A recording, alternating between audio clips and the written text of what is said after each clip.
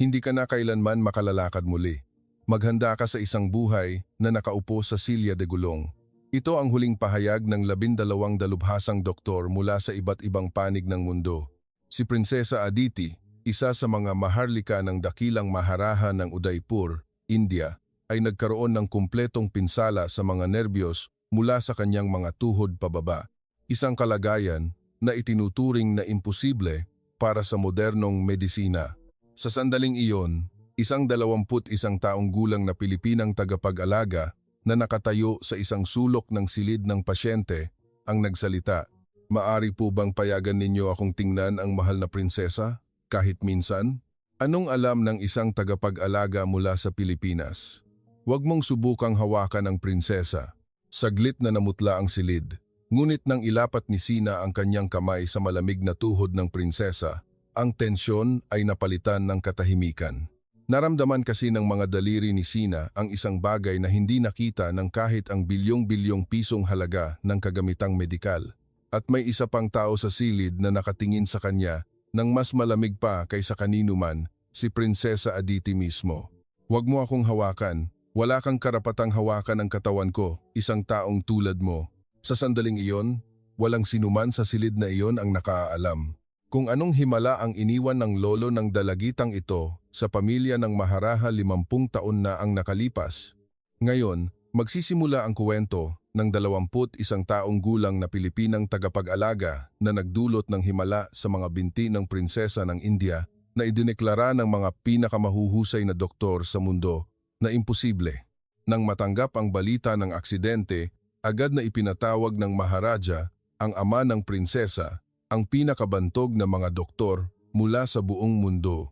12 doktor, kabilang ang dating punong manggagamot ng British Royal Family, ang pinakamataas na autoridad sa rehabilitasyong medikal mula sa isang prestihiyosong klinika sa Amerika, at ang pinakamataas na espesyalista sa orthopedics mula sa Charité University Hospital sa Berlin, Germany, ang nagtipon sa City Palace sa Udaipur. Sa loob ng 2 araw, ginamit nila ang lahat ng pinakamodernong kagamitang medikal, kabilang ang MRI, nerve conduction tests, at electromyography. Ngunit iisa lang ang conclusion, ganap na napinsala ang nerve pathways mula sa kanyang mga tuhod pababa. Wala na ba talagang paraan? Nanginginig na tanong ng Maharaha kay Dr. Campbell na umiling. Ikinagagalak kong sabihin, Your Highness, ngunit ang mga bundles ng nerbiyos mula sa tuhod patungo sa utak ay tuluyang naputol. Ito ay isang lugar na imposible para sa modernong medisina. Kaya't ang ibig mong sabihin, hindi na makalalakad muli ang aking anak sa kanyang buhay? Lumabas ang luha sa mga mata ng Maharaja. Sa kasamaang palad, tama po kayo. Kailangan niyang maghanda para sa isang buhay na nakaupo sa silya de gulong. Sumang-ayon din si Dr. Meyer mula sa Germany. Nagsilbi akong orthopedic surgeon sa loob ng 30 taon, ngunit ito ang unang pagkakataon na nakita ko ang ganito kalubhang pinsala sa nerbiyos. Ang mga nerve cells ay ganap na necrotic. Nababalot ng pagkabigla ang buong pamilya ng hari. Si Prinsesa Aditi ay isa sa mga maharlika. Siya ang tanging tagapagmana ng dinastiya. Bukod pa rito, nakatakda siyang ikasal sa isang prinsipe mula sa Jaipur sa loob ng taon. Isa itong mahalagang kasunduan na magbubuklod sa 2 kilalang pamilya ng hari. Ngunit nang marinig ang balita ng aksidente, ang pamilya ng lalaki ay kaagad na nagpadala ng mensahe ng pagwawakas ng kasunduan. Ang aming anak ay nangangailangan ng isang malusog na asawa. Hindi namin matatanggap ang kasunduan sa isang anak na babaeng hindi makalakad. Matapos marinig ang balitang ito, ilang gabi ang ginugol ng Maharaha na hindi makatulog. Sa mismong panahong iyon, isang batang babae mula sa Pilipinas ang dumating sa pasilidad ng medikal ng City Palace, si Maria Aluncina de la Cruz, 21 taong gulang. Dumating si Sina sa India bilang isang kwalipikadong tagapag-alaga. Sa totoo lang, ang pamilya ni Sina ay hindi kailanman mayaman. Ang kanyang ama ay namatay sa isang aksidente sa pangingisda noong 7 taong gulang pa lamang siya, at ang kanyang ina ay mag-isang nagsikap na palakihin siya. Nag-aaral si Sina ng physical therapy, ngunit nahihirapan siyang tustusan ang kanyang matrikula.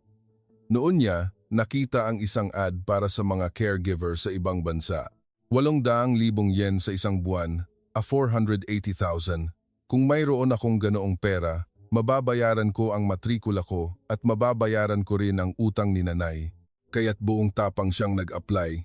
Lumipad si Sina mula sa paliparan ng Manila, lumipat ng flight sa Dubai, at pagkatapos ng halos 16 na oras na paglipad, dumating siya sa Udaipur. Ito ang kanyang unang pagkakataon na sumakay ng eroplano at ang kanyang unang pagkakataon na umalis sa bansa. Nang lumabas siya sa paliparan, binalot si Sina ng mainit na hangin ng India. Wow, ito talaga ay ibang mundo. Mga gusaling parang palasyo, mga taong nakasuot ng makukulay na sari at mga abalang kalye na puno ng busina. Lahat ay kakaiba at bago sa kanyang mga mata. Miss Maria Aluncina de la Cruz, tama po ba? Isang lokal na coordinator na matatas magsalita ng Filipino ang sumalubong kay Sina. Opo, ako po. Maraming salamat po. Habang nagbibiyahe sa kotse, ipinaliwanag ng coordinator na si Gang. Lakshmi, ang lugar na pagtatrabahuhan mo ay ang medical facility ng hari na nasa loob mismo ng City Palace. Ito ay isang espesyal na lugar kung saan nagpapagamot ang mga miyembro ng hari. Karaniwang hindi pinapayagan ng ordinaryong mga caregiver na pumasok dito, kaya swerte ka, Miss De La Cruz. Maari ba akong magtrabaho sa ganoong lugar? Sumilay ang hindi maipaliwanag na ekspresyon sa mukha ni Ganang. Lakshmi, sa totoo lang, nasa isang napakahirap na sitwasyon ang pamilya ng hari ngayon. Si Prinsesa Aditi ay nagkaroon ng malaking aksidente 1 linggo na ang nakalipas. Nahulog siya sa kanyang kabayo sa panahon ng tradisyonal na polo match ng hari at ang mga nerbiyos mula sa kanyang mga tuhod pababa ay tuluyang naputol. Bumilis ang tibok ng puso ni Sina. Nagtipon ang lahat ng pinakamagaling na doktor sa mundo, ngunit lahat sila ay nagsabing imposible. Hindi na raw siya makalakad muli habang buhay. 18 taong gulang pa lang siya. Biglang bumigat ang loob ni Sina. Nasasaktan siyang isipin na ang isang babae na 3 taon lang ang bata sa kanya na kasing edad niya ay dumanas ng ganoong trahedya. Nang dumating siya sa medical facility, muli siyang namangha sa laki nito. Hindi ito mukhang ospital, kundi isang engrandeng palasyo. Marmol ang sahig, may mga bintana na stained glass, mga arko na muhal, at nakita niya ang mga paboreal na naglalakad sa hardin mula sa bintana na tanaw ang lawa ng Pichola. Huwag kang mag-aksaya ng oras ha. Magtrabaho ka ng seryoso. Napakahigpit ng mga miyembro ng hari, lalo na hindi sila masyadong pabor sa mga dayuhang caregiver. Bulong ni Gang. Lakshmi ng mahinahon. Ang naghatid kay Sina ay ang punong nurse ng Royal Medical Facility. Ikaw ang caregiver na galing sa Pilipinas? Napakabata mo. Hindi ito ordinaryong ospital. Lalo na ngayon, malubha ang kalagayan ng prinsesa at lahat ay tensyonado, kaya pakitandaan mo yan. Habang naglalakad sa koridor, biglang narinig ni Sina ang malakas na boses. Imposible, paano mangyayari yan? Yan ang mga boses ng mga doktor na nagpupulong. Araw-araw silang nagpupulong dahil sa kalagayan ng prinsesa, sagot ni punong nurse Priya habang bumubuntong hininga. Tahimik na tiningnan ni Sina ang direksyon ng mga boses. Napakasakit isipin na may isang taong naghihirap ngunit hindi magamot. Inihatid ng punong nurse si Sina sa isang maliit na silid. Maghintay ka dito. Malapit nang matukoy ang iyong pwesto. Umupo si Sina ng mag-isa sa maliit na silid. Sa labas ng bintana, nakalinya ang mga puno ng niyog at sa malayo, makikita ang mga burol ng Aravali. Ang layo ko na, pala narating. Naalala niya bigla ang kanyang ina. Sa araw ng kanyang pag-alis, inihatid siya ng kanyang ina sa paliparan ng Manila. Sina, hindi ka pamilyar sa lugar na iyan, pero alam kong kaya mo yan. Bantayan ka rin ng lolo mo mula sa langit. Ang lolo ni Sina ay taga-isla ng Diwata, isang liblib na isla sa Pilipinas na sikat sa mga manggagamot, ipinanganak at lumaki siya sa isla. Noong 1945, nawalan siya ng pamilya sa panahon ng digmaan at mag-isang tumakas sa isang refugee camp. Sa kanyang paglalakbay, naranasan niya ang lahat ng uri ng pagdurusa. Ngunit mayroon siyang espesyal na talento. Ang tradisyonal na hilot na sinaunang sining ng pagpapagaling ng Pilipino. Ang ama ng kanyang lolo, ang lolo sa tuhod ni Sina, ay dati ng isang manghihilot na pinagkakatiwalaan ng datu o lokal na pinuno. Mayroon silang lihim na pamamaraan ng hilot na naipasa sa henerasyon. May mga daloy ng enerhiya sa katawan ng tao na hindi nakikita ng mata. Kung mahahanap mo ang mga daloy na iyon at maaalis ang mga bara, gagaling ang katawan sa sarili nito. Kakaiba ang mga kamay ng kanyang lolo. Kung may lolo sa kapitbahayan na sumasakit ang baywang, dinidiinan lang niya ang ilang puntos gamit ang kanyang kamay. Pagkatapos, parang milagro, nawawala ang sakit. Ngunit hindi kailanman tumanggap ng bayad ang kanyang lolo. Ang mga kamay na ito ay hiniram mula sa langit. Kailangan itong gamitin upang tulungan ang mga nangangailangan. Huwag kang tumanggap ng pera. Namatay ang kanyang lolo 3 taon na ang nakalipas. Bago siya mamatay, mahigpit na hinawakan ng kanyang lolo ang kamay ni Sina at sinabi, "Sina, huwag mong kalimutan ang itinuro ko sa iyo. Isang araw, makikilala mo ang isang mahalagang tao na mangangailangan ng iyong mga kamay. Huwag kang matakot at gawin mo ang itinuro ko sa iyo. Naiintindihan mo?" Sa sandaling ito, nakaupo si Sina sa Royal Medical Facility sa Udaipur, India, nang maalala niya ang mga salitang iyon. Baka ang mahalagang taong sinasabi ni Lolo ay nandito? Umiling si Sina. Imposible. Dumating lang ako dito bilang isang caregiver. Sa mismong sandaling iyon, bumukas ng malakas ang pinto. Miss Dela Cruz, pumunta ka kaagad sa silid ng prinsesa. Biglang lumala ang kanyang kalagayan. Kulang kami ng mga caregiver, kaya kailangan din naming ipasok ka. Nauna ang punong nurse at tumakbo. Nagmamadaling sumunod si Sina. Habang tumatakbo sila sa koridor, mabilis na tumibok ang puso ni Sina. Nang bumukas ang pinto ng silid, muntik nang huminto ang paghinga ni Sina. Mahigit 12 medical staff ang nakapalibot sa kama.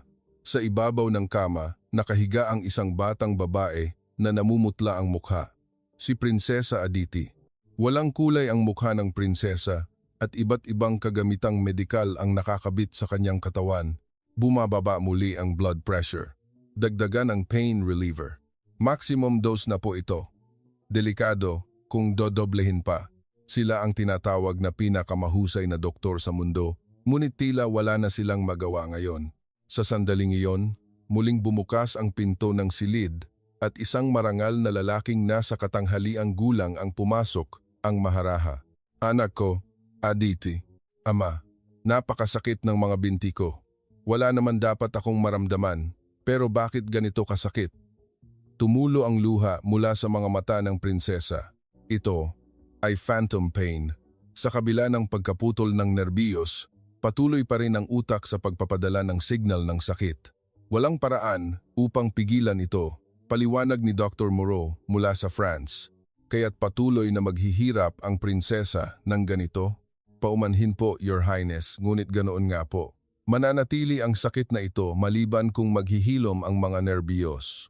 Narinig ni Sina ang pag-uusap na iyon at naalala ang mga salita ng kanyang lolo. "Sina, ang mga doktor ng kanluran ay naniniwala lamang sa kanilang nakikita. Sinusukat nila gamit ang makina at hinuhusgahan sa numero, ngunit hindi ganoon kasimple ang katawan ng tao." Tinitigan ni Sina ang mga binti ng prinsesa. Maputla at tila malamig ang kanyang mga tuhod pababa na lumalabas mula sa puting kumot. Kakaiba, hindi niya maalis ang kanyang mga mata sa mga binti na iyon. Lumalim ang gabi. Isa-isang lumabas ng silid ang mga doktor at umalis din ang maharaha na nagdrag ng kanyang pagod na katawan. 2 nurse at si Sina na lamang ang naiwan sa silid. Tila tulog ang prinsesa, ngunit may mga butil ng pawis na lumilitaw sa kanyang noo. Naramdaman ni Sina ang sakit sa kanyang puso. Nang gabing iyon, bumalik si Sina sa kanyang silid sa pasilidad, ngunit hindi siya makatulog. Ang naghihirap na mukha ng prinsesa ay patuloy na nakaukit sa kanyang isipan at hindi niya malimutan ang mga tingin ng mga doktor na minamaliit siya. "Wala ba talaga akong magagawa?" Tinuha ni Sina mula sa drawer ang isang lumang leather na talaarawan.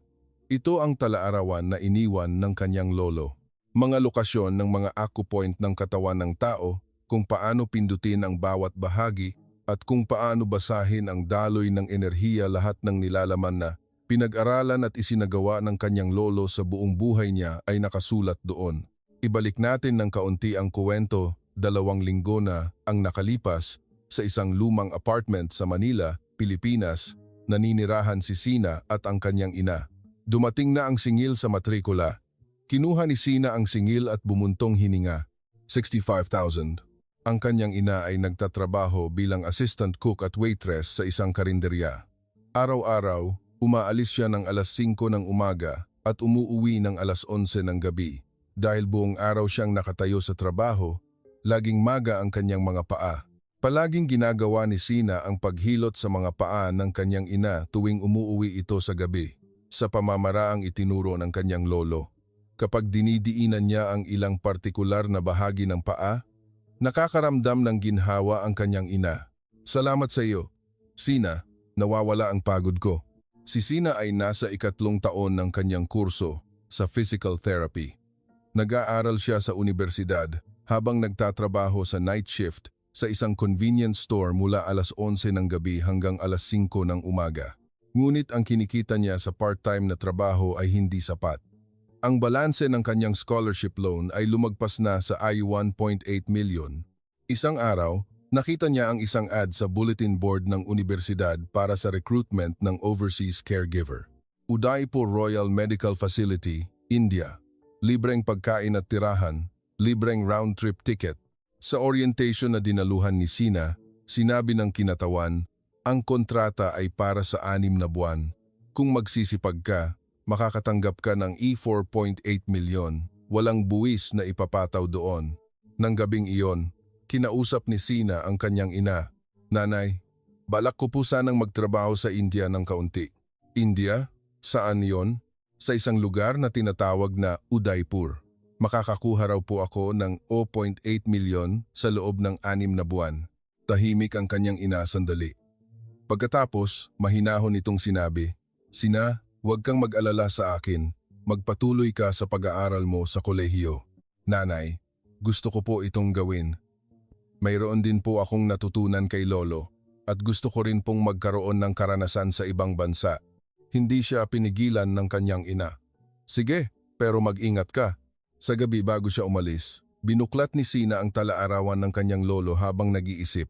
Si Lolo Anselmo de la Cruz, lolo ni Sina, ay ipinanganak noong 1932 sa isla ng Diwata, Pilipinas. Ang kanyang lolo sa tuhod ay miyembro ng isang pamilya ng manggagamot na pinagkakatiwalaan ng datu noong panahon ng sinaunang Pilipinas at sinasabing may kasanayan na sapat upang maghilom ng mga miyembro ng pamilya ng datu.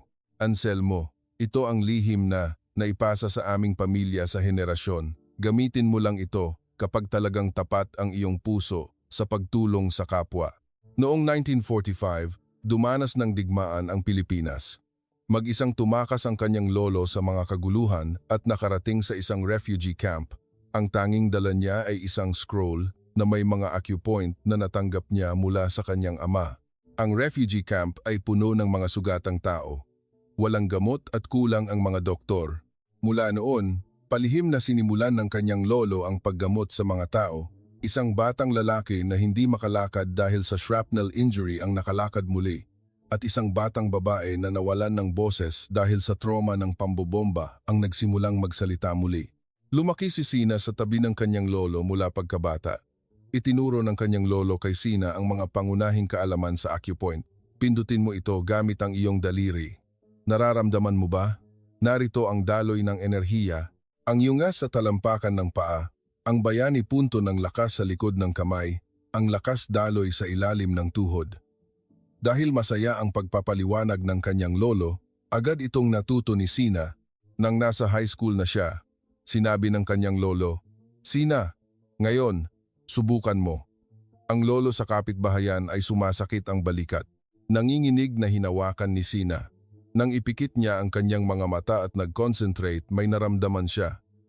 Ang bahaging ito ay napakatigas. Ilang minuto, umikot-ikot ang lolo sa kapitbahayan at ngumiti. Aba, gumaan talaga. Henyo ka, Sina. Ngunit nang nasa high school na siya, sinimulan ni Sina na questionin ang pamamaraan ng kanyang lolo. Habang nag-aaral siya ng siyensya sa paaralan, naisip niya na hindi siyentipiko ang daloy ng enerhiya.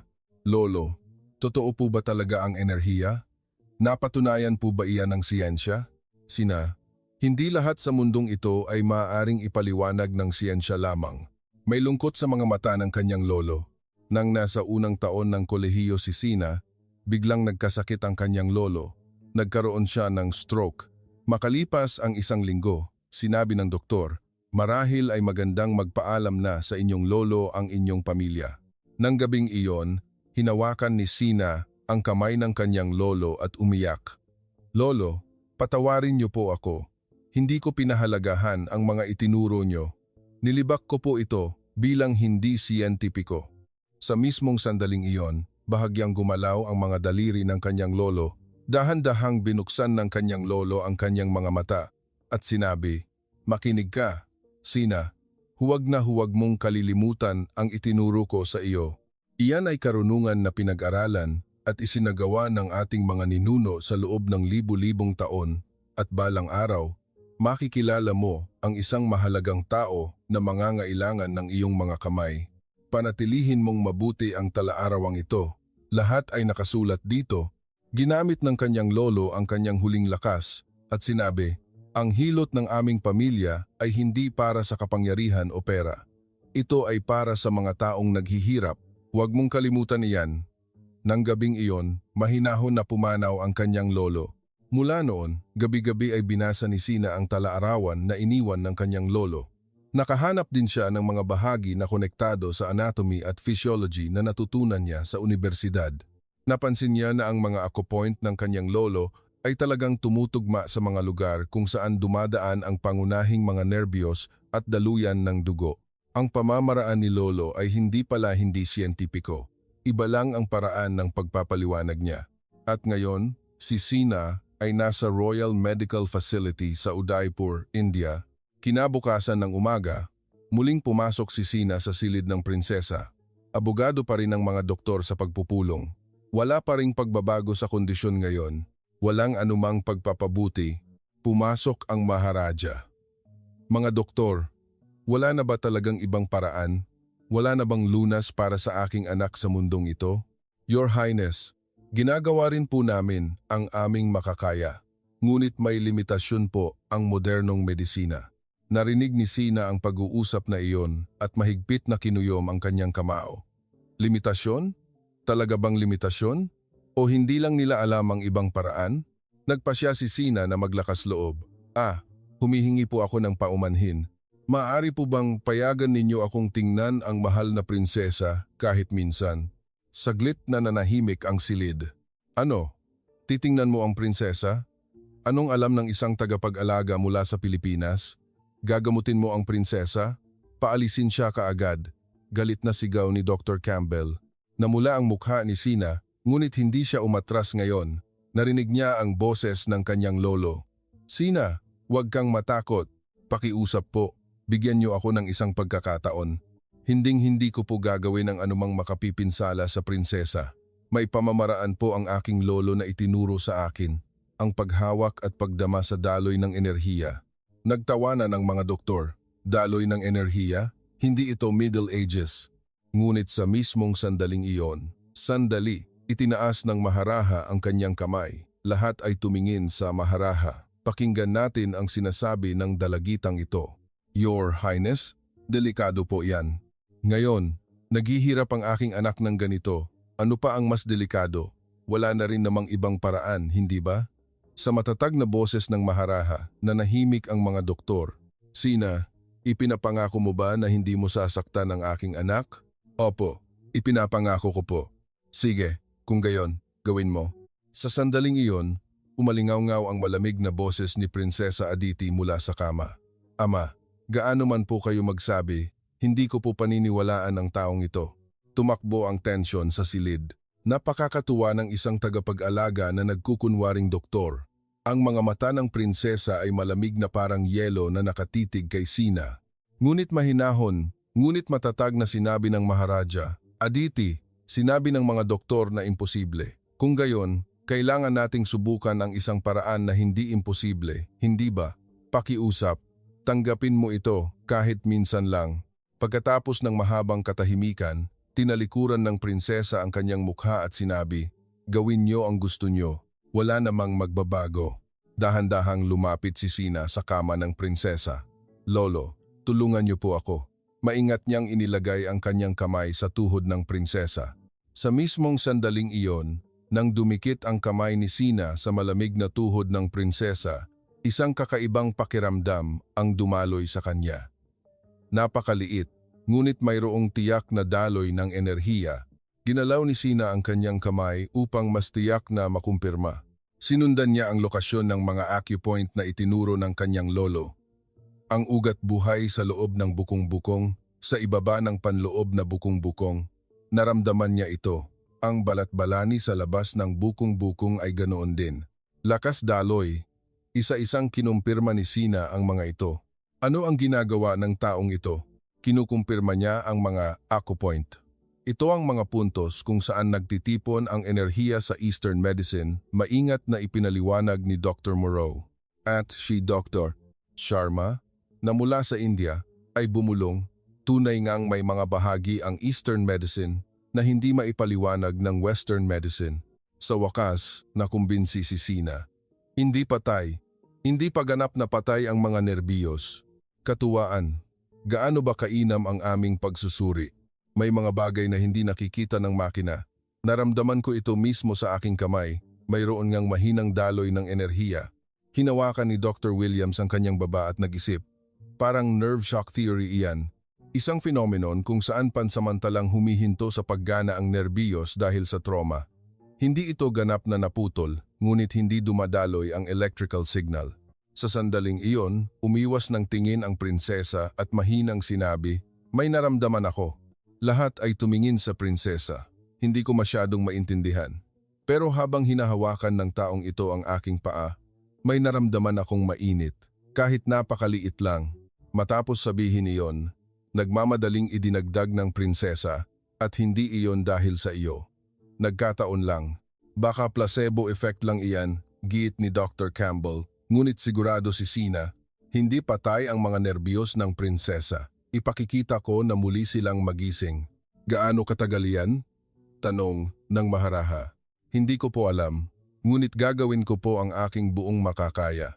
Sige, araw-araw kang mag-ulat ng progreso at kung walang pagbabago sa loob ng 3 araw, kailangan mong huminto. Malalim na huminga si Sina. Naalala niya ang pamamaraan na nakasulat sa talaarawan ng kanyang lolo. Prinsesa, may ilang lugar po akong pipindutin. Baka po medyo masakit.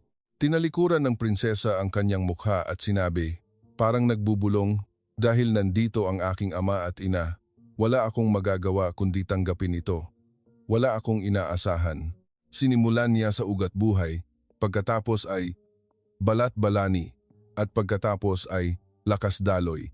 Pinukaw niya ang bawat punto sa loob ng 10 segundo na may presyon na kayang tiisin ng pasyente. Namangha ang mga doktor na nagmamasid sa mga kamay ni Sina. Tumpak, ang ugat buhay ay kung saan dumadaan ang tibial nerve at ang balat-balani ay malapit sa peroneal nerve. Masyadong tumpak para maging aksidente. Makalipas ang halos 20 minuto, biglang sumigaw ang prinsesa. Ayos lang po ba kayo? Hindi masakit kundi may kuryente. Parang dumaloy ang kuryente. Talaga po? Kung gayon, ibig sabihin po ay nagigising na ang mga nerbiyos. Bahagyang nagsalita ang prinsesa habang nakatalikod. Baka naman guni-guni ko lang. Matapos ang unang 30 minuto ng paggamot, sinabi ni Sina, maaari po bang subukan ninyong igalaw ang inyong mga daliri sa paa? Ipinikit ng prinsesa ang kanyang mga mata at nag-concentrate. Lahat ng nasa silid ay pinigilan ang hininga at nagmasid. Lumipas ang 10 segundo. Walang nangyari. Hindi talaga kaya. Bumuntong hininga si Dr. Campbell. Ngunit sa mismong sandaling iyon, bahagyang gumalaw ang malaking daliri ng paa ng prinsesa. Gumalaw ang malaking daliri. Sigaw ni Dr. Williams. Paano nangyari ito? Hindi maipaliwanag ng medikal ang ganitong pagbabago sa loob ng 30 minuto. Ngunit ito ang katotohanan. Mahinahon na sinabi ni Sina, Lolo, salamat. Tinitigan ng prinsesa ang kanyang paa na may mukhang hindi makapaniwala. May pagtataka sa kanyang mga mata, pagkalito, at sa isang sandali lamang, isang kislap ng pag-asa ang sumilay. Ngunit agad niyang tinalikuran ang kanyang mukha na para bang sinisikap niyang alisin iyon. Lumapit ang Maharaja kay Sina at hinawakan ang kanyang kamay. Salamat. Maraming salamat talaga. Ikaw ang nagbigay ng pag-asa sa aking anak. Nang gabing iyon, bumalik si Sina sa kanyang silid sa pasilidad at binuksan ang talaarawan ng kanyang lolo.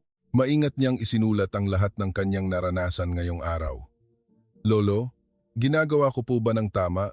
Ang hangin mula sa labas ng bintana ay tila sagot ng kanyang lolo. Kinabukasan ng umaga, nang dumating si Sina sa medical facility, may kakaibang pakiramdam. Miss De La Cruz, mayroon lang akong gustong pag-usapan. Nagpasya kaming itigil ang iyong paggamot. Bakit po? Kahapon po, gumalaw ang daliri ng paa ng prinsesa. Iyon mismo ang problema. Ilang beses nagkaroon ng muscle spasms kagabi dahil sa sapilitan mong pagpukaw sa nerbiyos. Hindi po. Maaring ito ay bahagi ng proseso ng paggising ng nerbiyos. Hindi ka doktor, wala kang kaalaman sa neurology, hindi ba? Nawalan ng imik si Sina. Sa mismong sandaling iyon, lumitaw ang Maharani mula sa dulo ng koridor. Anong nangyari? Nabalitaan ko na sinabihan niyo si Miss De La Cruz na itigil ang paggamot. Opo, Your Highness. Para po sa kaligtasan, itinaas ng Maharani ang kanyang kamay at kinorekto ang mga ito. Alam niyo ba ang sinabi ng aking anak? Kaninang umaga, paggising ni Aditi, agad niyang sinabi sa akin. Sa unang pagkakataon sa loob ng 1 linggo, nakatulog daw siya ng payapa. Lubos na gumaan ang sakit. Hindi lang iyan. Sa loob ng 1 linggo, ang sinasabi lamang ng bata ay gusto niyang mamatay, ngunit kaninang umaga, sinabi niya na gusto niyang lumakad muli. Tinanong niya kung kailan siya muling magpapagamot. Mga doktor, naiintindihan niyo ba kung gaano kalaking pagbabago iyan? Ngunit, Your Highness, sa medikal na aspeto, hindi ba't pinabayaan niyo ang aking anak? Hindi ba't sinabi niyo na hindi na siya makakalakad sa kanyang buhay? Ngunit ang batang babae na ito mula sa Pilipinas ay nagbigay sa amin ng pag-asa sa loob lamang ng 1 araw. Hindi na makasagot ang mga doktor. Pinapayagan ko na magpatuloy ang paggamot ni Miss De La Cruz. Nakahinga ng maluwag si Sina sa pahintulot ng Maharani.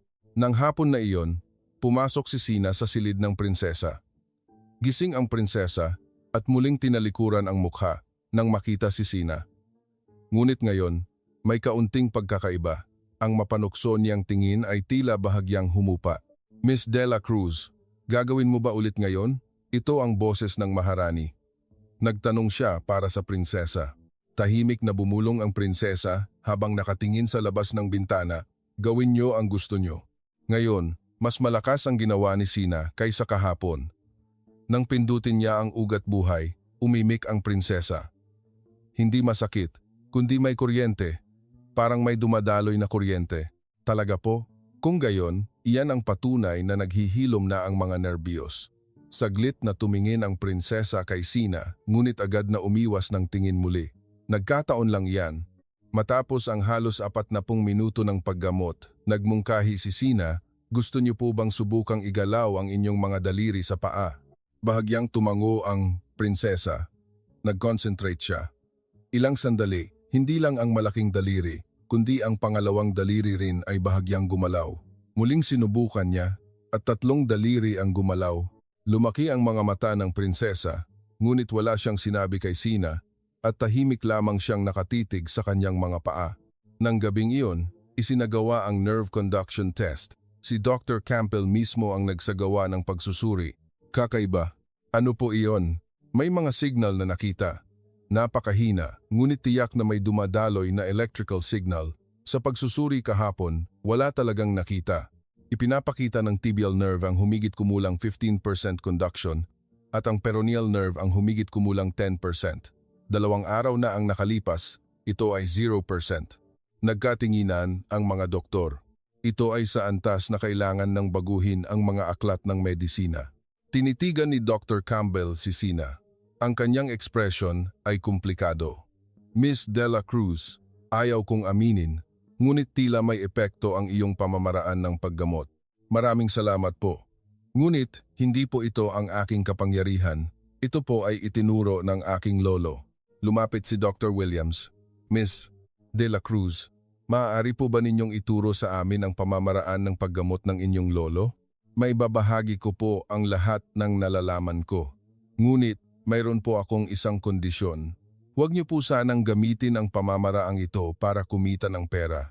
Gamitin niyo po ito para lamang sa mga pasyente na talagang nangangailangan ng tulong. Mula ng gabing iyon, sinimulan ni Sina na ituro sa mga doktor ang pamamaraan ng paggamot ng kanyang lolo. Seryoso silang natuto. Napakagaling na kaalaman nito. Kung pagsasamahin sa Western medicine, tiyak na makalilikha ito ng napakalaking epekto. Namangha si Dr. Moreau. Lumipas ang ilang araw. Ang kondisyon ng prinsesa ay bumubuti araw-araw. Nagagawa na niyang igalaw ang lahat ng 5 daliri sa paa at dahan-dahan na ring gumagalaw ang kanyang bukong-bukong.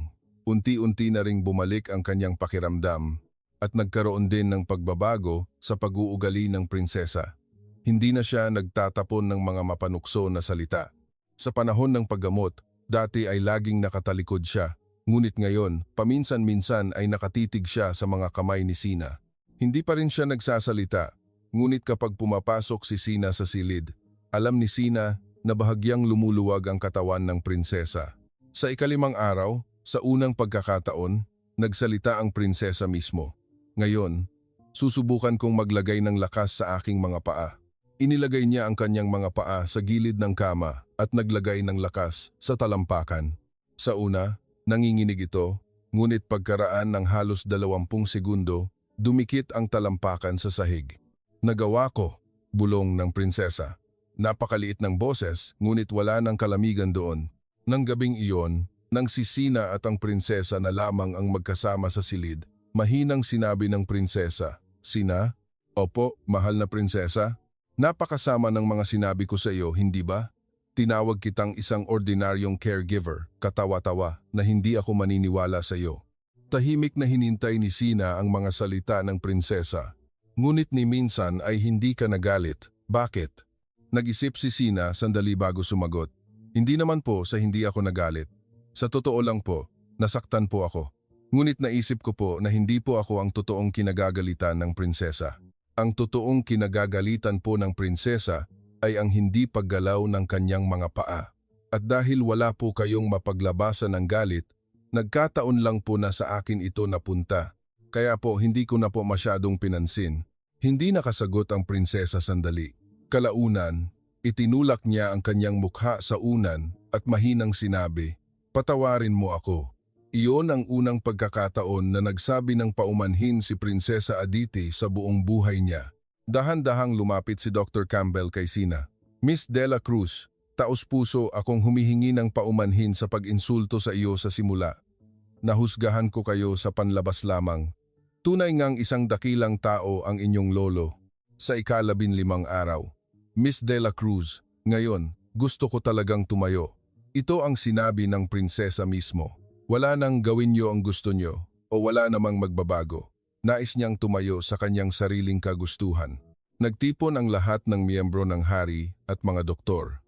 Sinusuportahan ni Sina ang isang panig at ang nurse ang kabilang panig ng prinsesa.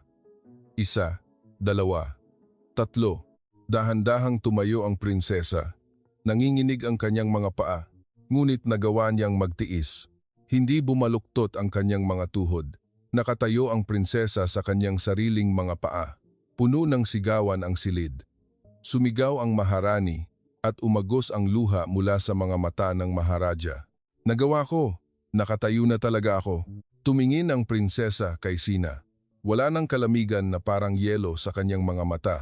Sa halip, may mga luhang umaagos at nanginginig na mga labi. "Sina." Iyon ang unang pagkakataon na tinawag ng prinsesa ang pangalan ni Sina. Hindi, ikaw o caregiver. "Napakasama ng mga sinabi ko sa iyo, napakarami.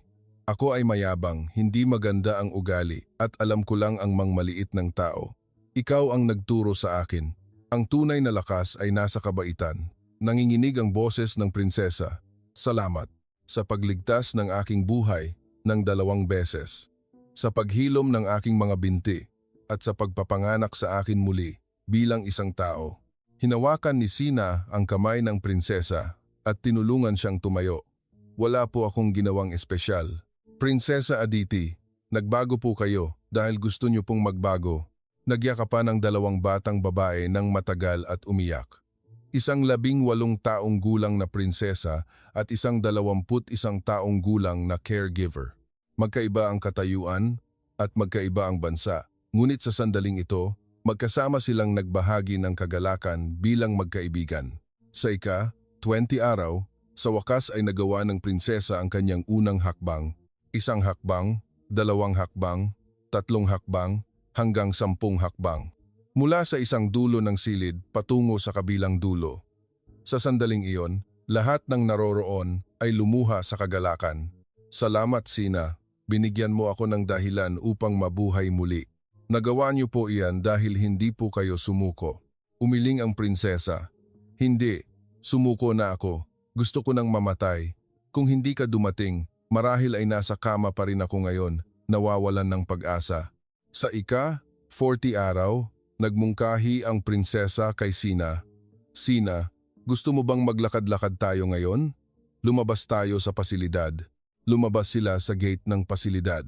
Umupo sila nang magkaharap sa isang terrace cafe sa tabing lawa ng Pichola. Ang Lake Palace Hotel ay nagniningning na puti sa ibabaw ng lawa at ang paglubog ng araw ay nagkulay ginto sa ibabaw ng tubig. Pagkatapos umorder ng chai, seryosong nagtanong ang prinsesa. Nang una tayong magkita, akala mo ba talaga ay kaya mo akong gamutin? Sa totoo lang po, hindi ako sigurado, ngunit pinaniwalaan ko po ang aking lolo at kayo po, napakaawa po.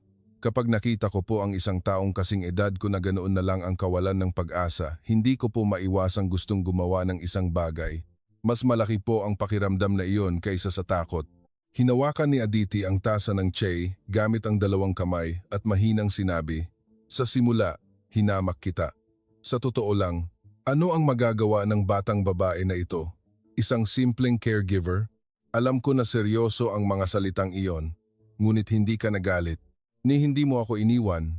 Gaano man kasama ang mga sinabi ko sa iyo, bumalik ka pa rin kinabukasan at inilagay ang iyong mga kamay sa aking mga binti. Hindi ko iyon maintindihan."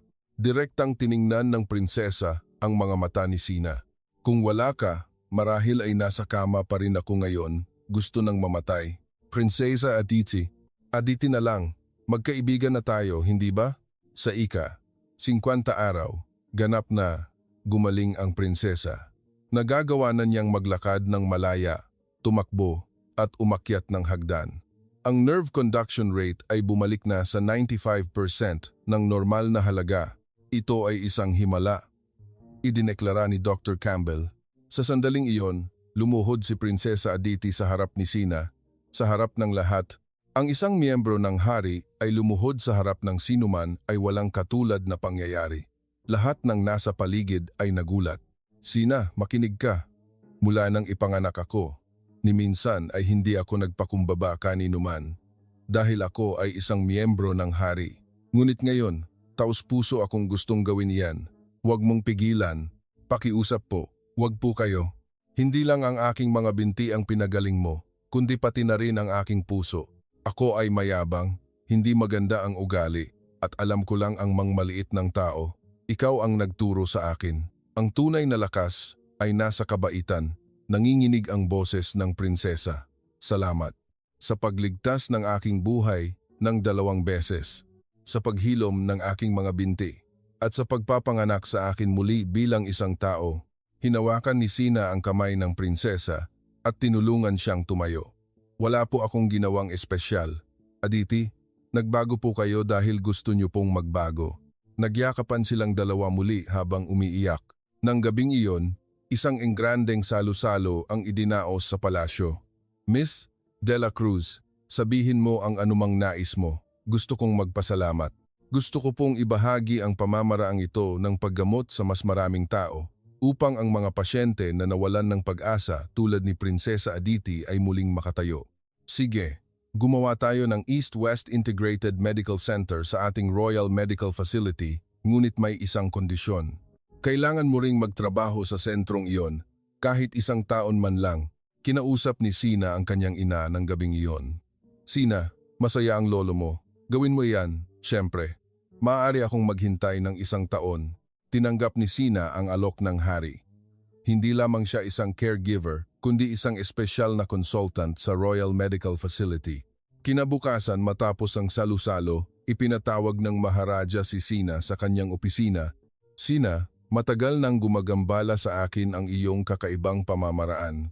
Sinabi niya iyon habang kumukuha ng isang lumang kahon na kahoy mula sa isang lumang drawer. Sa loob nito ay may ilang lumang itim at puting litrato at isang sulat. Ang lalaking ito ay ang aking ama, ang dating Maharaja. Noong 1976, nag-aaral siya sa Tokyo ng lihim, ngunit na-aksidente siya sa motorsiklo sa Shibuya. Malubhang napinsala ang kanyang cervical spine. Kinilabutan si Sina. Parehong-pareho po ng sitwasyon ni Aditi, hindi po ba? Oo. Ngunit nangyari ang isang himala. Isang Pilipinong lalaki ang bumisita sa ospital ng gabing iyon at humiling na gamutin siya. Walang ginamit na karayom, mga kamay lamang, at pinindot niya ang ilang partikular na lugar. Ganap na pareho sa ginawa mo kay Aditi. Nakalakad muli ang aking ama sa loob ng 3 linggo. Alam niyo po ba kung sino siya? Sinabi lamang niya ang kanyang pangalan at pagkatapos ay naglaho, Anselmo de la Cruz. Muntik nang huminto ang puso ni Sina. Iyan po ang pangalan ng aking lolo. Lumaki ang mga mata ng Maharaja. Ang taong nagligtas sa aking ama 50 taon na ang nakalipas ay ang iyong lolo at ngayon ikaw ang nagligtas sa aking anak? Hindi ito maaaring nagkataon lamang. Kinuha ng Maharaja ang isang maliit na supot na sutla. Sa loob nito ay may isang magandang mughal na emerald na bracelet.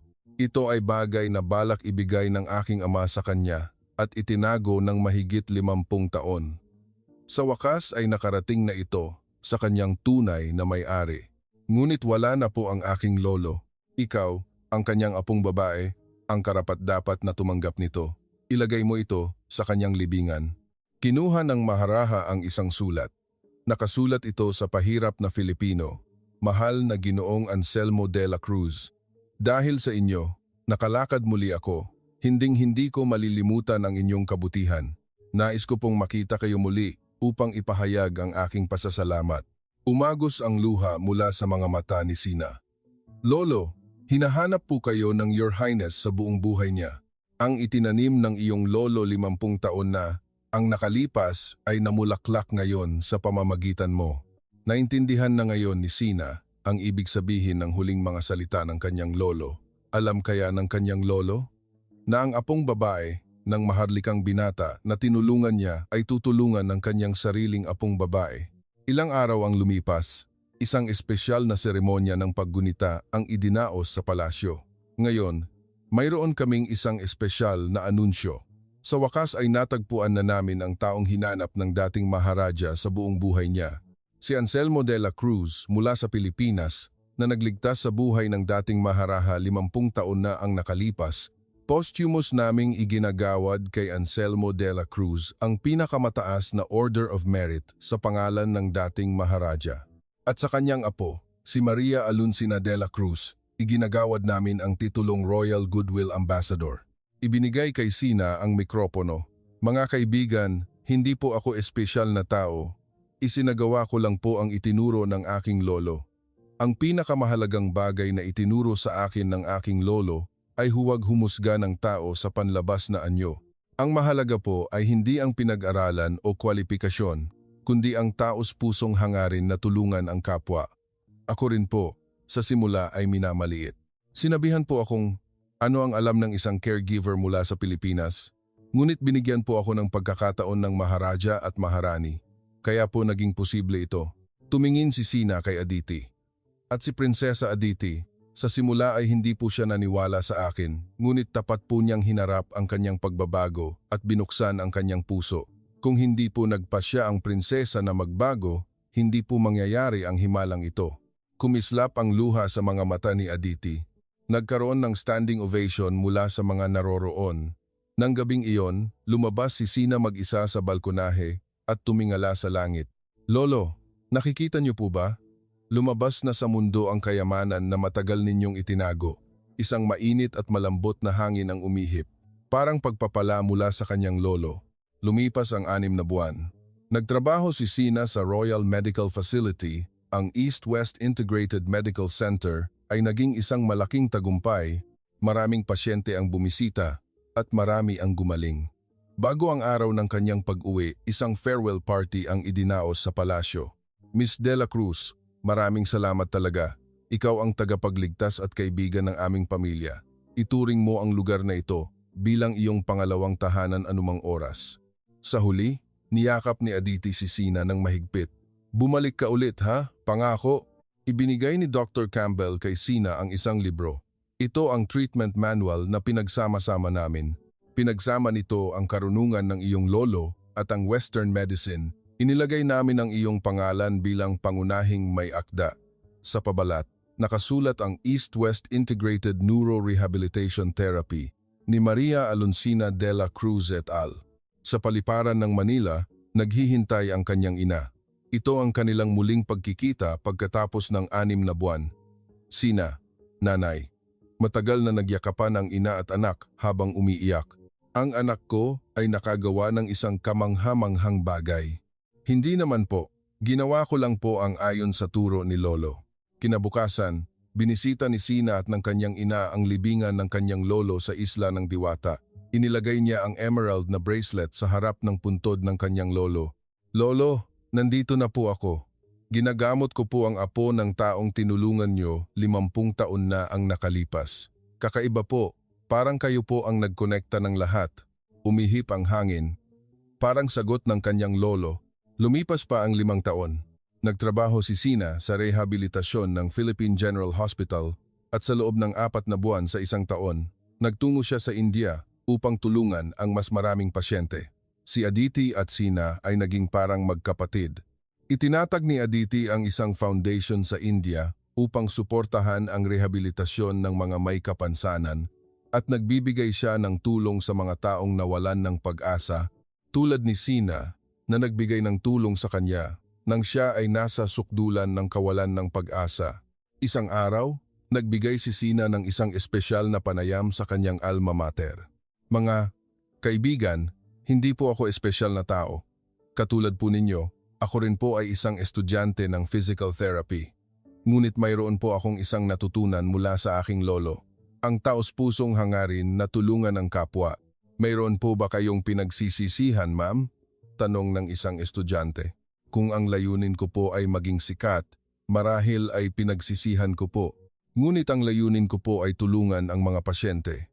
Ang katapatan po sa mga pasyente ay mas mahalaga kaysa sa pinag-aralan o kwalifikasyon.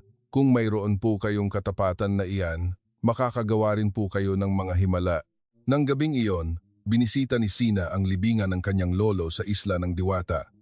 Lolo, sa wakas ay naintindihan ko na po.